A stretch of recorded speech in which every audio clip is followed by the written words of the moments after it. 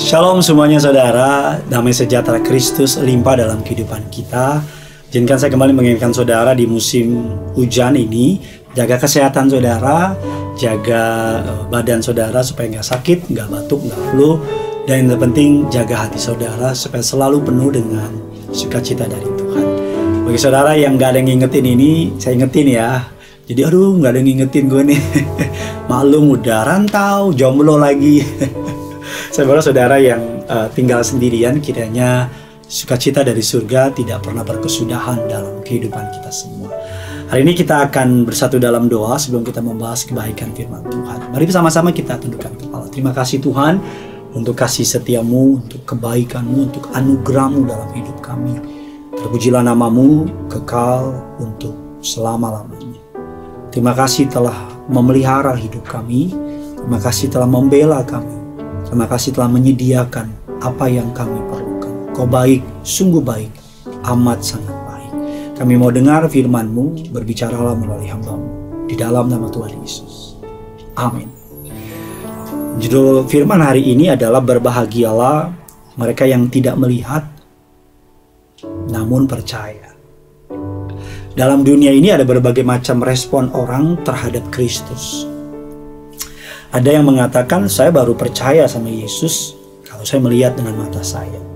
Kalau saya nggak melihat, atau nggak paling minimal deh, kalau saya melihat mukjizat atau dikasih penglihatan, saya baru mau percaya kepadanya. Atau ada juga orang yang sudah melihat Kristus, sudah banyak kebaikan Tuhan, tapi tetap aja nggak percaya. Atau ada juga yang mereka nggak pernah melihat mukjizat, nggak pernah mengalami penglihatan, gak pernah mendengar suara Tuhan secara langsung berbicara kepadanya, tapi dia tetap percaya kepada Kristus. Nah, kita akan melihat sedikit atau beberapa jenis dari orang tersebut sambil kita kembali mengkoreksi iman kita kepada Kristus, memperbaikinya dan meningkatkan kualitasnya. Pertama, orang yang melihat dan percaya. Siapa itu? Yaitu orang-orang yang dalam 1 Korintus 15, 5 dan 8, Yohanes 20 dan ke-20, semua murid-murid Kristus termasuk kelompok ini. Mereka menjadi saksi kebangkitannya, terus menampakkan diri kepadanya, kepada Kefas, kepada Petrus, dan kepada 12 muridnya, bahkan kepada Paulus. Sesuatu yang menampakkan kepada 500 saudara sekaligus. Alkitab katakan mereka melihat Kristus dan menjadi percaya kepadanya. Hati mereka yang sedih dan takut segera berubah menjadi penuh dengan sukacita. Dalam Yohanes 20 yang ke-20. Bagaimanakah pengalaman iman saudara? Apakah saudara bisa percaya kepada Kristus hanya karena melihat? Apakah saudara bisa percaya kepada Kristus hanya karena menemui mukjizat? Salah nggak? Nggak salah. Apakah saudara percaya kepada Kristus hanya karena sudah melihat tangannya yang menolong saudara? Karena saya mau bilang sama saudara, iman karena melihat adalah iman yang sesungguhnya tidak akan bertahan lama, alias bisa gampang rapuh, kecuali kita maintain. Kalau saudara baca Alkitab, lihat contohnya bangsa Israel. Dalam Keluaran 14, 21, 31, Keluaran 15, Tuhan memberikan begitu banyak mukjizat kepada mereka. Alkitab bilang Tuhan menunjukkan kuasanya yang luar biasa kepada bangsa Israel di tengah-tengah padang gurun. Siang hari mereka melihat yang namanya tiang awan, malam hari mereka disertai oleh tiang api. Mereka mengalahkan begitu banyak musuh. Tapi kalau saudara melihat berapa lama mereka bertahan setelah mereka melihat itu semua, Alkitab mengatakan dalam Keluaran 15 ayat ke-24, 3 hari kemudian mereka kembali bersungut-sungut. Iman murid bertahan lama bukan karena penglihatan, tapi bukan karena mereka melihat, tapi karena mereka mendengar firman yang disampaikan Allah melalui putranya yang tunggal, Kristus Yesus Tuhan. Bukan penglihatan yang membuat iman mereka bertahan. Iman mereka bertahan karena firman yang Tuhan sampaikan melalui anaknya yang tunggal, Yesus Kristus. Jika kita mengandalkan penglihatan kita baru bisa percaya, maka kita akan mengalami kesulitan. kita nggak akan pernah bisa percaya kepada sesuatu yang objektif seperti firman Allah. Kita akan terus diombang-ambingkan oleh kata manusia. Kita akan diombang-ambingkan oleh pengalaman orang. Tapi lain ceritanya kalau saudara memegang firman Allah, bukan karena kata orang, tapi saudara percaya kepada firman, maka dasar iman saudara unshakable. Karena firman adalah keyakinan yang kuat. Yang kedua, contoh dalam Alkitab adalah orang yang melihat tapi nggak percaya. Kalau saudara melihat ada banyak orang yang melihat Yesus membangkitkan orang mati, tapi masih nggak percaya sama Yesus. Bahkan memikirkan berbagai macam cara untuk menyalibkan Yesus. Bahkan ada mereka yang melihat Yesus bangkit dari kematian, tapi masih nggak percaya. Mereka melihat Yesus melakukan begitu banyak mukjizat, tapi banyak orang juga, terutama orang-orang Farisi, tetap berusaha membunuh Tuhan Yesus. Mereka melihat dan tidak percaya. Bahkan mereka mendengar Yesus bangkit dari kematian, bahkan mereka menyebarkan kabar bohong bahwa murid-murid Yesus yang mencuri jenazah atau mayat dari Tuhan Yesus. Kalau saudara udah tiap minggu ke gereja, dengar firman, sudah banyak melihat mukjizat, bahkan saudara sudah mendengar banyak mukjizat, masih nggak bisa juga diyakinkan, lalu mau bagaimana? Sekarang di dunia Kristen lagi heboh, Batra Nuh diketemukan di dalam pegunungan Ararat di Turki. Sekelompok peneliti yang tergabung dalam Noah Arks Ministry International percaya bahwa Batra Nuh itu benar adanya.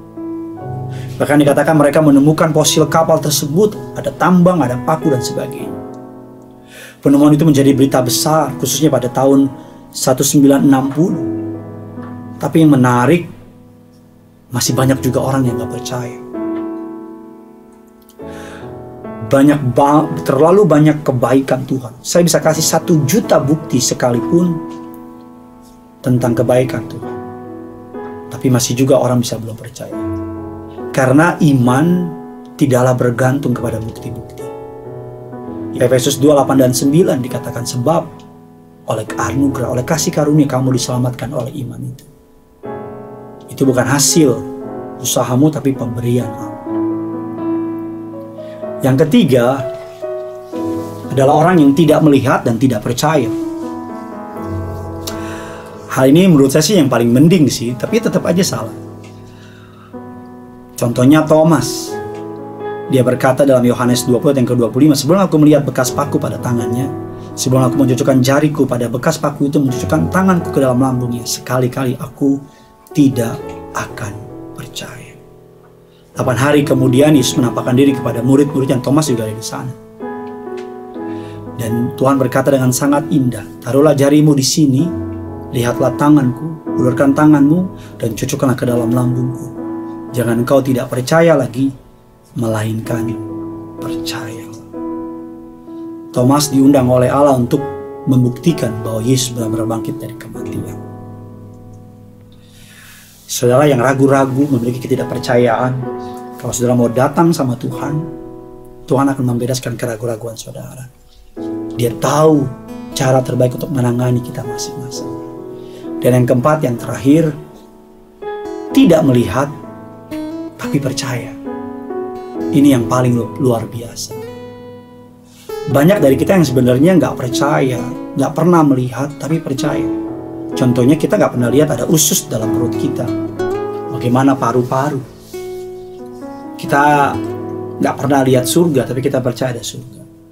Kita nggak pernah lihat paru-paru, ginjal, lambung kita, tapi kita percaya itu ada. Kita nggak pernah tahu kutub utara ada es apa enggak, tapi kita percaya itu penuh es. Kita berbahagia bukan karena kita melihat, tapi kita berbahagia karena kita percaya.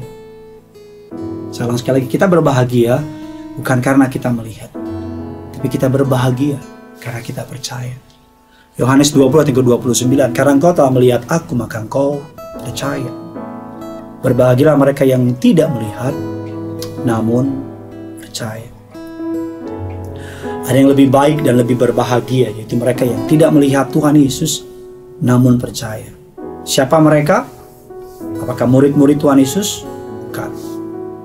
Lalu siapa yang dimaksud oleh Tuhan? Mereka yang tidak melihat namun percaya. Yang dimaksud oleh Alkitab adalah orang-orang Kristen pada zaman sekarang yang gak pernah melihat Yesus dan gak pernah tahu Yesus benar-benar ada apa tidak. Tapi kita tetap percaya, membaca firman-Nya, mempercayai hidup kita bahwa Tuhan benar-benar ada. Tuhan mengatakan orang yang seperti itu adalah orang yang berbahagia. Kita bisa berbahagia sekalipun kita belum melihat, tapi kita percaya. Iman kita bukan melalui apa yang kita lihat. Iman kita datang melalui pendengaran dan apa yang kita baca.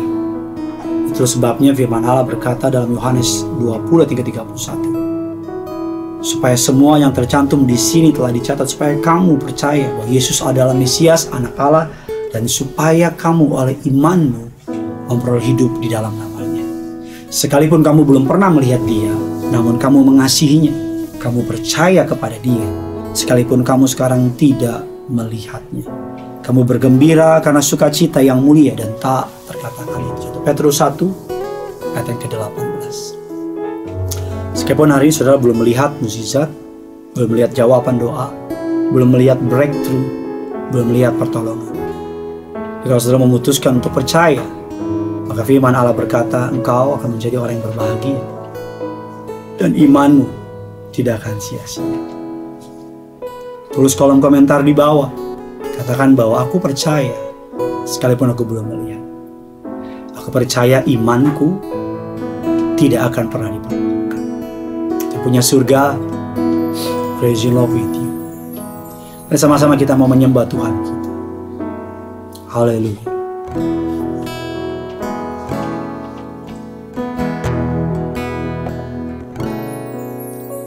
Sungguh besar setiamu,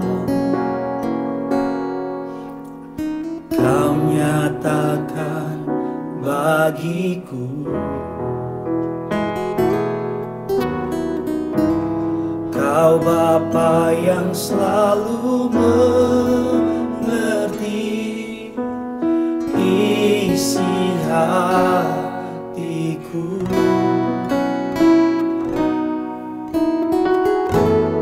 Kemuliaan-Mu Kau janjikan, aku tetap percaya. Ku percaya janji-Mu ajaib, terukir dalam kehidupanku.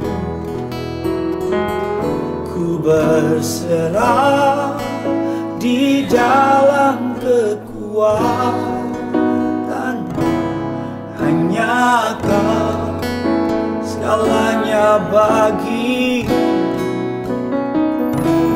Ku percaya janji-Mu ajaib, terukir dalam kehidupanku. Ku berserah di dalam kekuatan-Mu.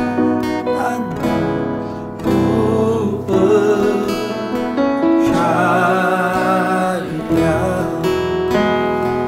ku berserah di dalam kekuatan.